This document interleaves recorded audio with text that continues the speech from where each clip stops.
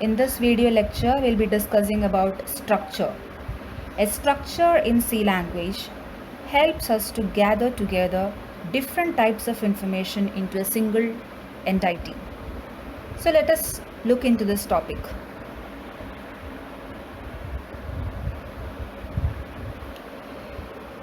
We have studied about many data types like integers, characters, floating point, double, etc. So sometimes if we want to declare a real world entity or a real world object, these kind of data types may be insufficient. So to deal with such collections, C language provides a data type called as structure. So structure can gather together different atoms of information to a single entity. So these are some examples of variables: int a, b, c, char c, int ar of 100, that is an array of 100 elements. So these are the ordinary variables that we have been using till now. So if we have to store details about some real world entity, these kind of data types may not be enough.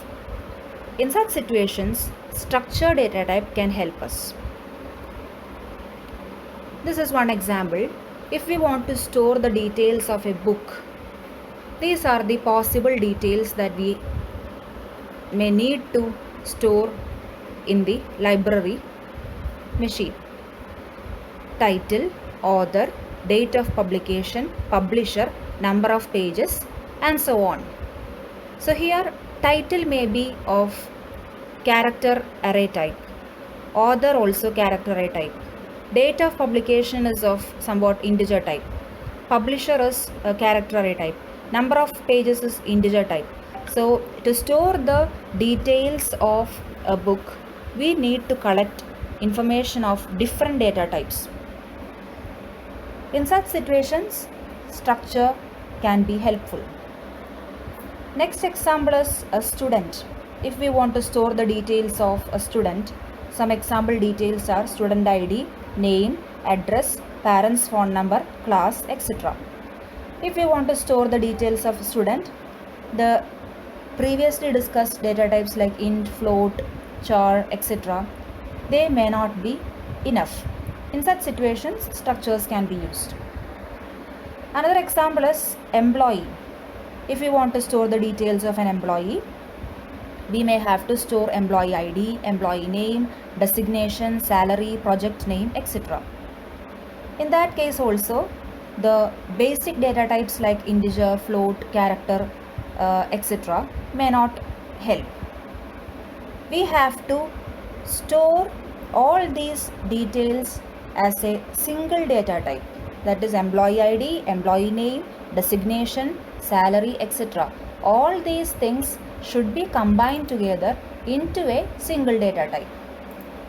Structure is one such method in C language that can help us to combine all these details together. So let us discuss an example. Suppose you want to store data about a book. So what are the possible details that we may need to store about a book? So we may need to store the name of the book, its price, and the number of pages in it. So if we have 3 such books, what are the possible ways in which we can store the details? So first method is we can construct individual arrays, one for storing names, one for storing price, and one for storing number of pages. Like that we can do program. The second method is by using a structure variable. So let us see the first method by which we can store the details about 3 books. So this is a program.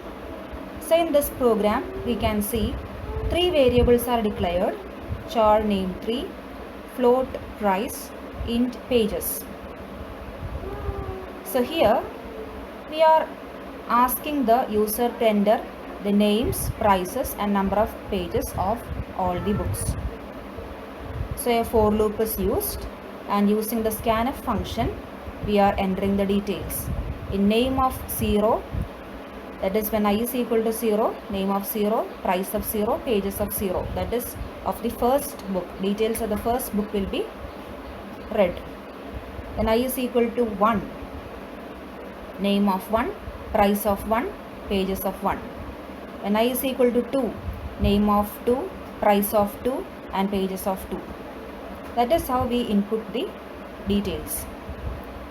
And how we'll show the output, using the same method we can display the output. So we are storing the details of a single book, but we are using 3 different arrays for storing the details. Here for the time being we assume that the name of the book is only a single letter. Okay, so this is a character array of 3 elements. So this is the program which is used for storing the details of 3 books, and here we are not using a structure. So this is the sample output of the program.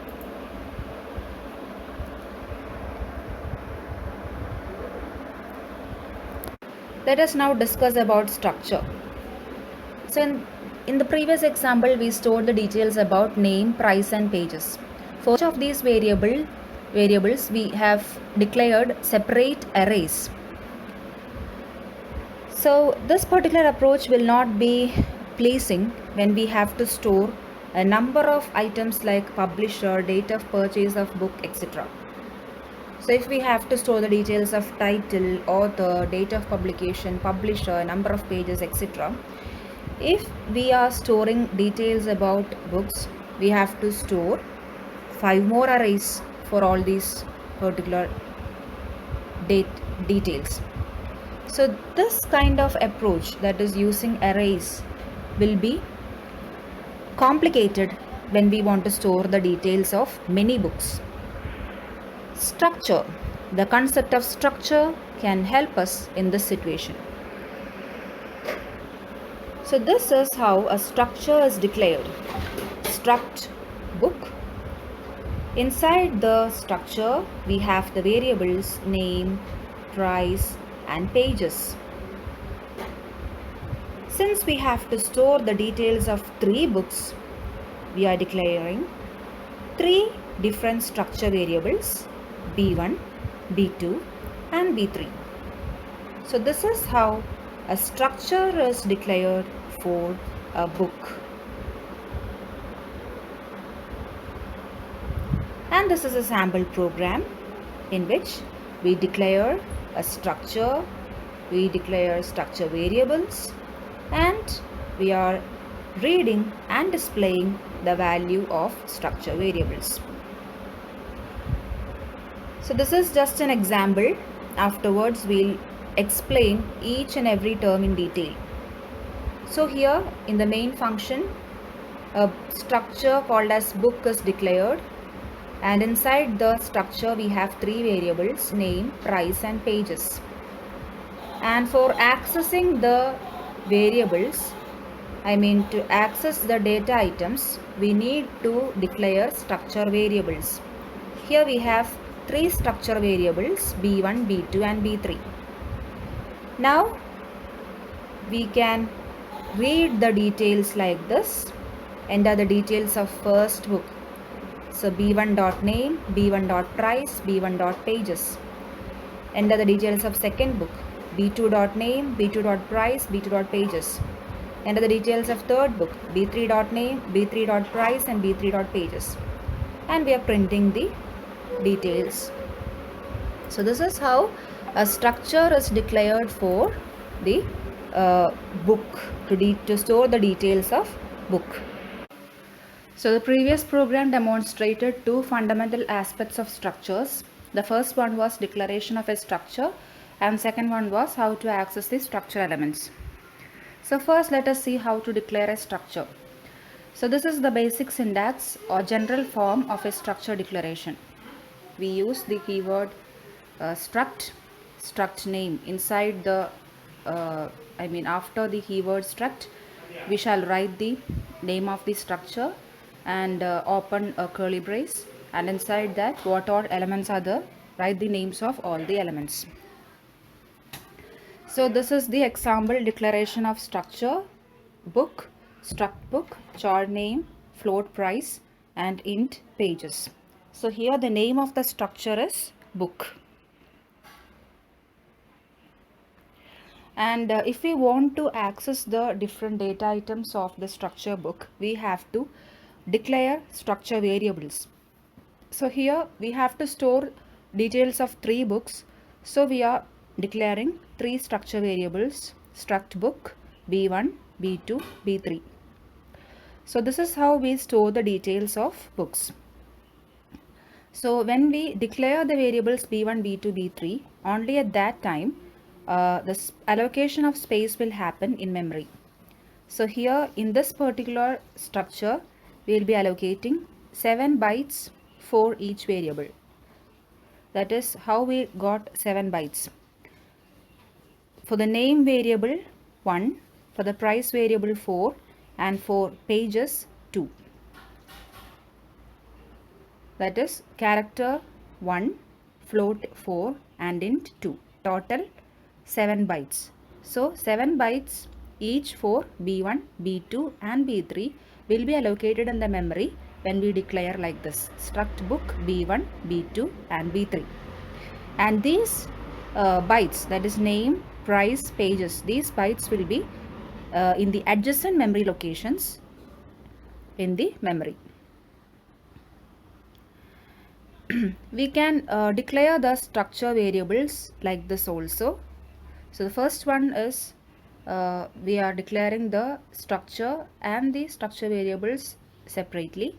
In the second example we can see along with the structure declaration itself we can declare the structure variables b1, b2 and b3. And how we will initialize the structure variables? As we initialize the different integers, floating point variables, or as we initialize arrays, during the declaration itself we can initialize the variables. So this is how we initialize the structure variables. So here struct book b1 is equal to, inside the curly brace we can give as comma separated values for b1 and b2. For both those structures we can give the values. Accessing structure elements. So till now we have discussed about how to declare a structure data type and how to declare variables for that structure. Now we will discuss how to access the structure elements. We have already seen in the previous example, we use a dot operator for accessing the structure elements. So for the structure variable b1, if we want to access the pages, we will use b1 dot pages. If we want to refer to price, we use b1 dot price. Like that we can access the elements inside a structure variable. Now how the structure elements are stored? So we know that inside a structure we have different types of elements. In the previous example we had a structure book, and inside the book we had 3 data types, that is 1 character data type, 1 floating point data type and 1 integer data type, name, price and pages. So when a structure element is stored inside the memory, all these things will be stored in the contiguous memory locations. So here in this example, this is an example program to display the addresses of the variables in the memory. So here a struct b1, a book b1 variable is declared, and these are the initial values b130 and 550, and address of b1 dot name, address of b1 dot price, address of b1 dot pages. When we see the addresses, you can see the b1 dot name, that is stored in 65,518 in that position. That is a character type, so 1 byte will be taken.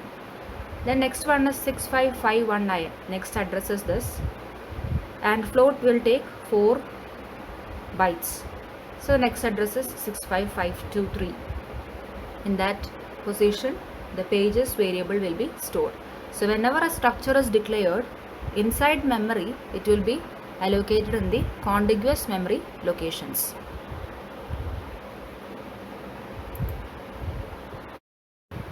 Now assume that we have to store the details of not just 3 books. We have to store the details of 100 or more than 100 books. In such situations, it is not practical to declare structure variables for each of these books. We cannot declare variable like B1, B2, B3, B4, B5, etc. up to 100 or 1000. It will be a very difficult task. In such cases, we can use array of structures. So let us see how it is done.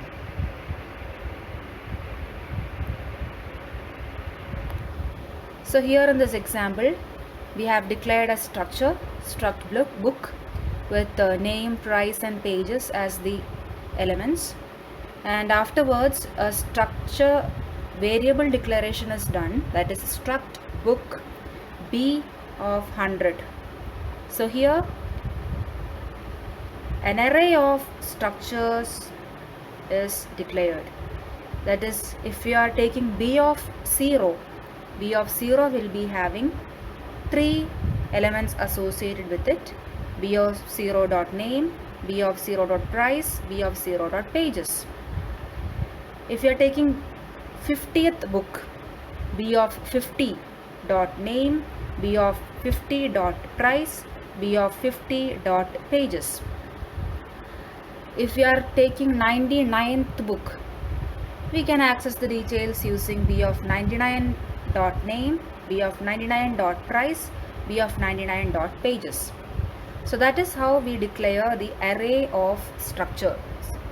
So here when we are declaring like this, you can store details of 100 books. But assume that if you are not using arrays, what will happen? You have to declare B1, B2, B3, B4, etc. up to 100. So instead of that, if you are declaring like this, it will be easier. And this is the code for entering the details in each position: B of 0, B of 1, B of 2, etc. And this is the code for displaying the details. So this is how we will declare the array of structures in C.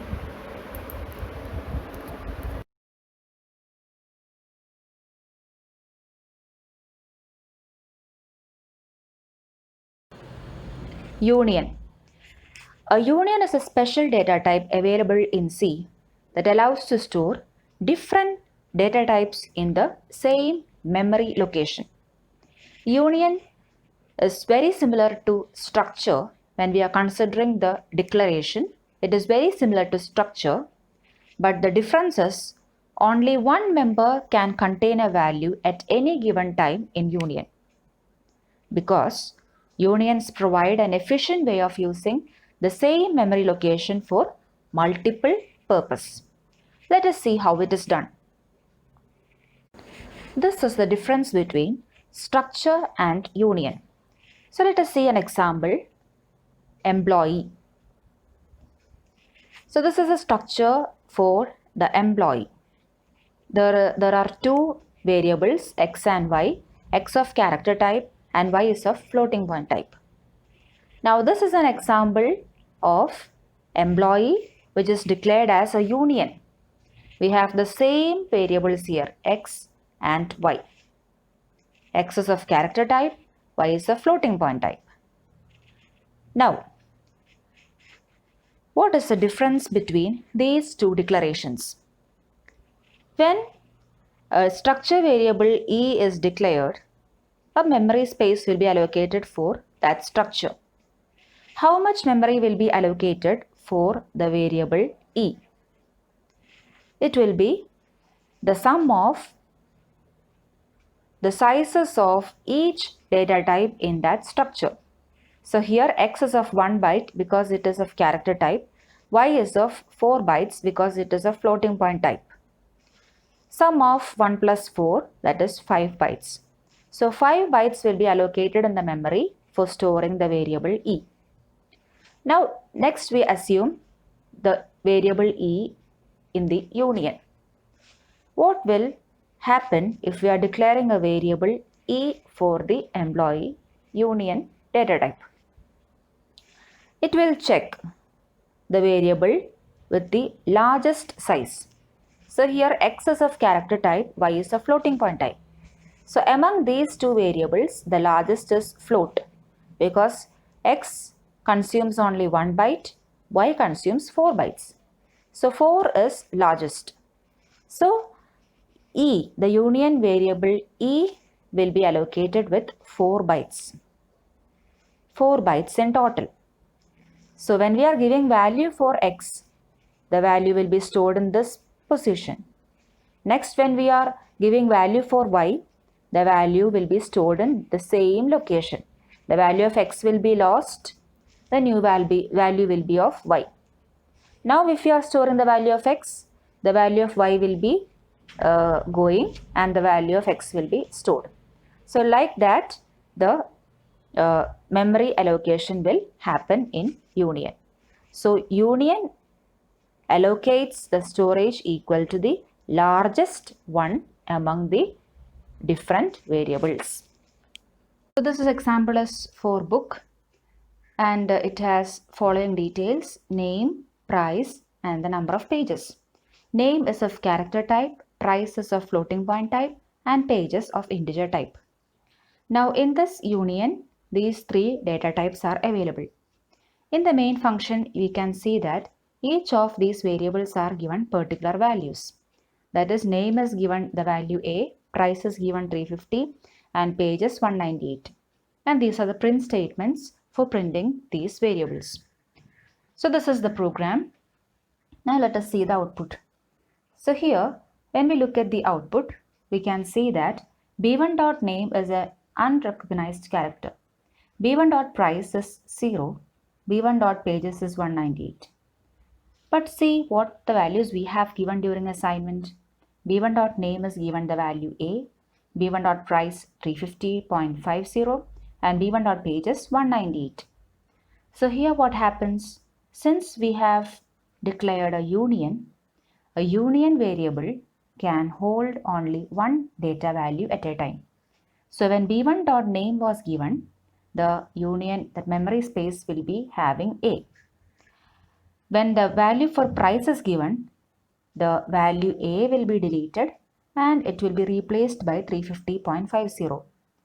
Afterwards, when b1.pages is given a value, that is 198, the value 350.50 will be lost from that memory location and new value 198 will be there. So at the end, we have given the value for b1.pages, that is 198, and that value alone will be present inside the memory location. That is why here we have unrecognized value for b1.name and 0 for b1.price.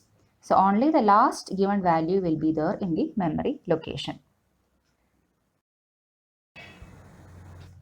Now let us see how to print the values. So here b1.name is given as A and immediately after that we are giving a printf statement. Now we get b1.name as A. Now b1.price is given a value 350.50. Immediately after that we have the printing statement and that is why 350.50 is printed. And b1.pages is equal to 198 and we have the printf statement just below that and it is printed. So in the same program I have given the printf statements just below each assignment to see that the values are placed in the memory locations. But when you're writing the program like this, the only value which will persist in the memory location is b1.pages is equal to 198 because that is the last value that you are giving to the union variable. So this is the difference between structure and union. Although the declaration of a structure variable and the union variable is similar, the difference comes in the memory allocation. In this video lecture, we have discussed about the data types, structure and union. Thank you for watching.